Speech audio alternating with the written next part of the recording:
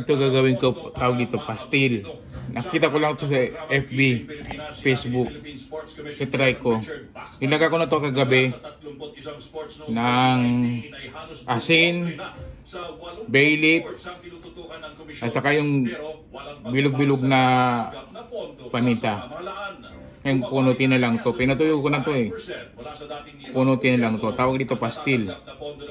Tapos sibuyas, bawang, toyo. Saka ano ba yun? Wala ako nun. Cornstarch ba yun? Mantikilya meron. Dani yun eh. They have to train abroad because the competition is totally different. So gaganituin lang, kunut-kunutin. Yan na. Dalawang chicken breast lang to. Sila mga lokal na pamahalaan na magpasa ng ordinansa na magpapataw ng parusa sa mga lalangoy sa baha. Kasunod ito ng rekomendasyon ni Health Secretary Ted Herbosa na higpitan ang pagbabawal sa paglangoy sa baha sa Metro Manila para maiwasan ang leptospirosis at hindi mahirapan ang mga ospital. Sinabi ni Metro Manila Council President at San Juan Mayor Francis Zamora sa programang Balitapatan na mga bata ang karamihan sa mga nakikitang lumalangoy, kaya isesentro ang ordinansa sa pananagutan ng mga magulang. Kung ang mga magulang po ay bibigyan natin ng multa kung hindi susunod ang kanilang mga anak sa ordinansa ito, mapipilitan silang turuan ang kanilang mga anak ng isang leksyon sapagkat kung hindi, sila naman po ang mabibigyan po ng multa. It's our objective po na maintindihan ng ating mga mamamayan na yung paglalabay po sa tubig bahay delikado. Inatasan na rin ng DOH sa mga ospital na bawasan ang bed capacity. Doon sa ginawa niya, hindi mo siya papatawarin no? Dahil doon sa betrayal na ginawa niya sa'yo. No? Papatawarin mo siya dahil you wanted to let go of yourself. No, hindi ibig sabihin tama yung mga ginawa niya, di ba? Pero ang nagpapatawad ka, una, dun sa taong nakagawa sa iyo ng mali, no? At pangalawa sa sarili mo, pinapatawad mo siya para to let go of that thing. Para palayain mo na siya. Oo. Yes, no. And if process din kasi yung forgiveness eh. You need to uncover your anger, no? So, acknowledge mo ano pa yung mga bagay na nagalit ka talaga. Diba? Saan ka nagalit? No? I-acknowledge mo lang yan. Tanggapin mo yun. And from that anger mo, decide parating malunggay din, nakakaantok din. No? And from that, kung nakapag-decide ka magpatawad, then work on that forgiveness. And then, there's something that will really happen, ano? Pagka nag-decision kang magpatawad sa tao para palayaan mo yung sarili mo, hindi para palayaan siya, no? At patawarin mo yung sarili mo. Because sometimes we don't just know any better, no? Sa kagustuhan natin, na gusto natin tayong mahalin, gusto natin tayong tanggapin, di ba? We do some things na hindi rin siya nakabuti para po sa atin. And sometimes we hate ourselves for that, di ba? Pero importante din yung self-forgiveness. Patayin mo natin, shortcut. Dungtungin na lang natin. Para makapagsimula. Sa yung battery. The Agriculture Secretary would not want us to import as much. Definitely. Of course not. Kasi even ang Pangulo, ayaw din ng importation pero talaga. Talagang ito yung problema. At tapos maglalaninya pa. Correct. Yun din, yung climate change natin would really affect our productivity. But of course, marami namang technology na can prevent low production. Kaya yun ang tinututukan ng Department of Agriculture. Kasama na dyan ang NIA. At ang Kongreso naman ay nandyan para pondohan itong mga kabuluhang programang ito. Ayan. Yeah, they need support. So nadagdagan. Kasi sabi dati, nakausap ko si Engineer Gillian dati kulang yung budget, so dinagdagan. Ngayon, malaki ang budget. Malaki ang budget ng agriculture sa pangunguna ng ating speaker. I'm sorry, ng National Irrigation Administration. Yes. Ano paghahanda po para at least refresher para sa mga kaservisyo natin na syempre, climate change, maglalaninan niya, kailangan ng bigas. Kailangan ng bigas. Of course, may mga areas naman na hindi talaga din siya prone to frequent. No? Meron talagang area din sa Pilipinas na very suitable for farming. We really need to increase our farmland na sinasaka and of course provide more subsidies and programs to our farmers in this area to increase productivity. No, yung iba naman nating mga kababayan, binibigyan natin ng hindi naman natin iniiwasan, no? Hindi naman natin maiiwasan. But ang gobyerno ay nag-i-insure din. Nagbibigay tayo ng libreng insurance sa mga farmlands natin so that ang mga farmers, kung matamaan man, ay meron pa rin silang makukuha dun sa insured nila na farmland. So importante na papaghandaan, hindi lamang yung production, kundi yung insurance din ng ating mga magsasaka dun sa mga farmlands nila. Have you identified po yung mga lugar na talagang, kunyari, perfect for planting rice? Hindi mo ba? Yung hindi masyadong binabagyo. Kami sa Ilocos, lagi kaming binabagyo. Nandun pa naman mga katabi ng tubig halos. Kung titingnan mo yung mga bagyo na dito sa malapit sa facing Pacific, kung titingnan mo, ito yung typhoon belt talaga, no? Baka dito sa kabila, baka we can improve our agriculture productivity on the other side of the country. You have to identify the perfect places for what crop. Hindi pwede kahit magtanim ka, isang bagyo ka lang. Isang bagyo ka lang, kahit na anong gawin mo. Yeah, and meron talagang provinces, ma'am, na rice producing talaga, naturally. So doon din binubuhos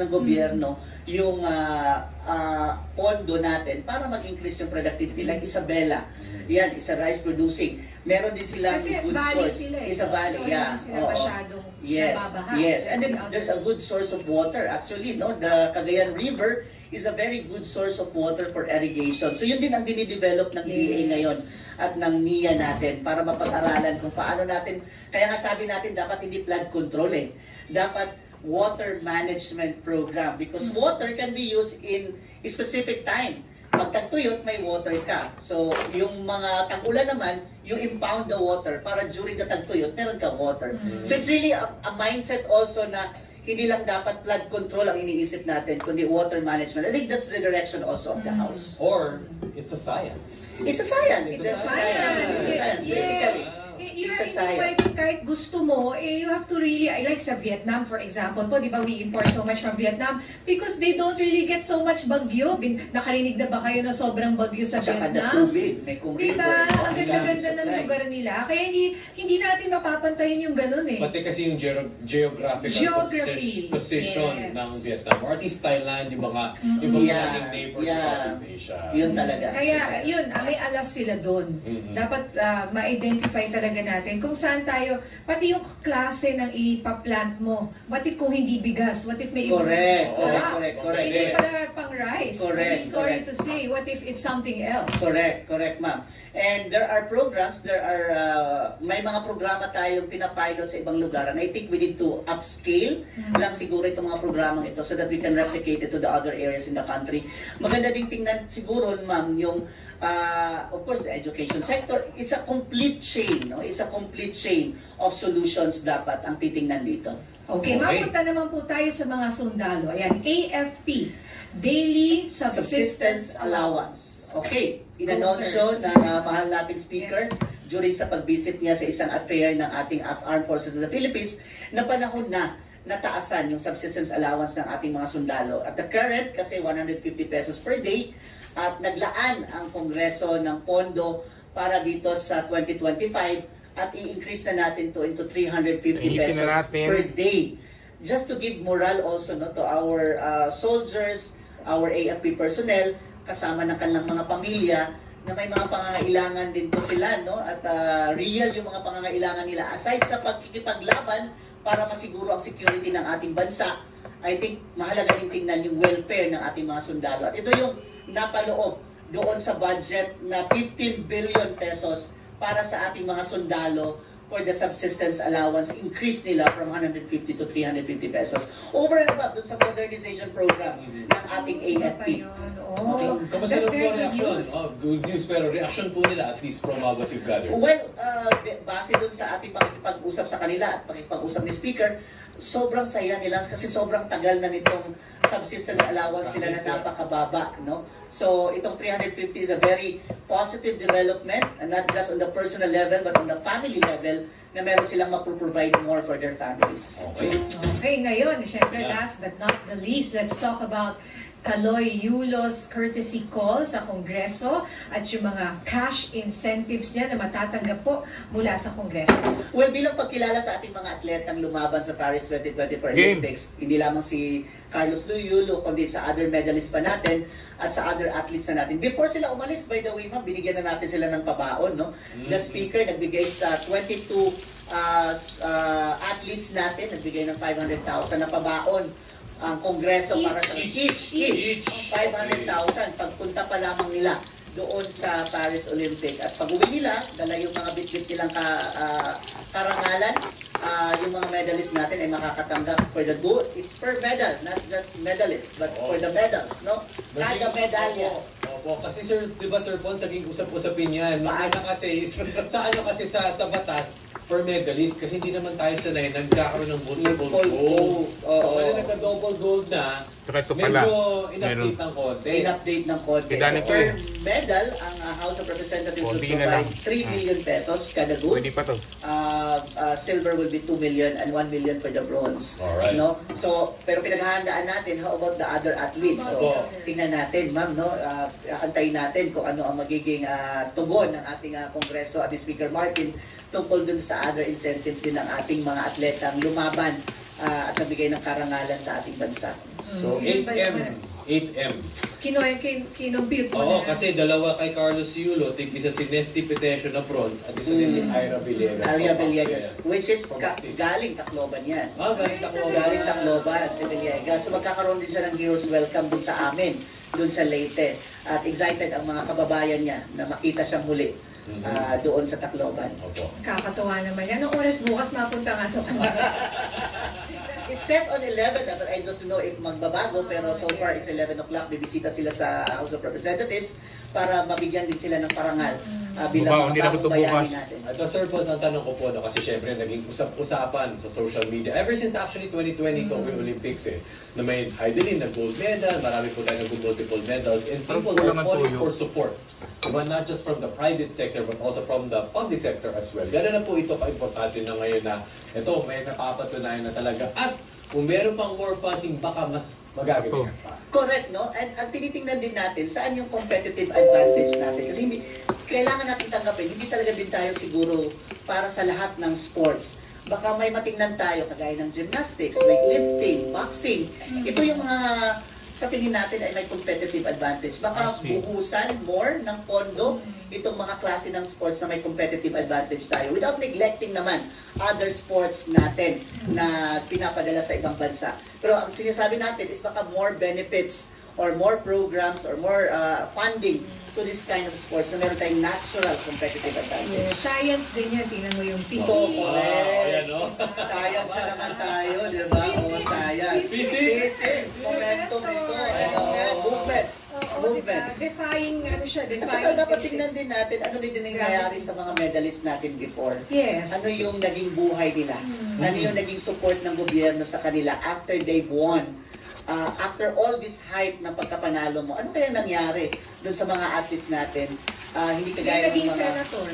Yeah, or, di ba? May iba, sorry, yung iba na parang meron po dyan yung naghirap. Yeah. Ano yung binibigay natin continuing program and support to these athletes na nagbigay ng karangalan? Iyon din ang pag-aaralan ng Kongreso kung paano natin ma-institutionalize ito mga benefits for our athletes. Alright, maraming salamat sa ating Pinoy, Sir Ponyong. Ang ating KOTD. Hindi ko na... Baka pa huling mensahe na lang. Of course. Maraming salamat sa magkakataon, and I hope ang mga Pilipino ay maging masaya sa mga araw na darating. And maraming salamat po. Maraming salamat sa ating lahat. Thank you, sir. Ponyong Gabonada, Deputy Secretary General, House of Representatives. Thank you, sir. May bisita.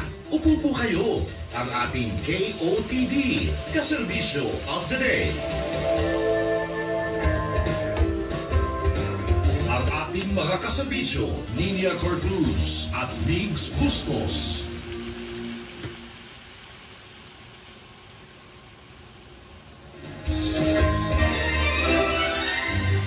Hanep ang weekday hapon. dito sa Teleradyo Serbisyo at Radyo 630. Sisimplehan at pagagaanin ang mga mabibigat na usapin dito sa ATM. Anong take mo? Kasama sina Alex Baltazar at Attorney Terry Ridon. Alas 12 ng tanghali, alamin ang batas at ipaglaban ang inyong karapatan sa tulong at gabay ng Hello Attorney. Kasama sina Liza Aquino at Attorney Noel Del Prado. Alauna ng hapon, bida ang lakas at kalusugan dahil bukas na ang Klinika 630. Kasama sina Bernadette Zambrano at Doc Dennis. Alas 2 ng hapon, ikwento na ang salubin at mga pinagdadaanan dahil andito na ang Pampasarap. ako, si Jiang Ami. Alas 3 ng hapon, kasama si Ami Perez. Hanep ang balitang kukumpleto sa hapon mo sa Headlines sa Hapon. Kasama si Tony Velasquez. Alas 4 ng hapon, susundan pa ng pagsiserbisyong suwak sa pangailangan mo. Nagseserbisyo, Linya Corpus.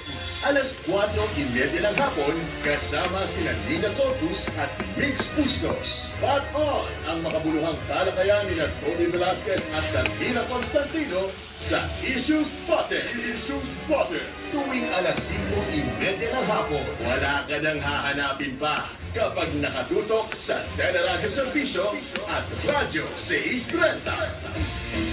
Radyo 630, Radyo 630, ito ang bilang Gas. para sa mamamayan. Radyo 630. Para sa mamamayan.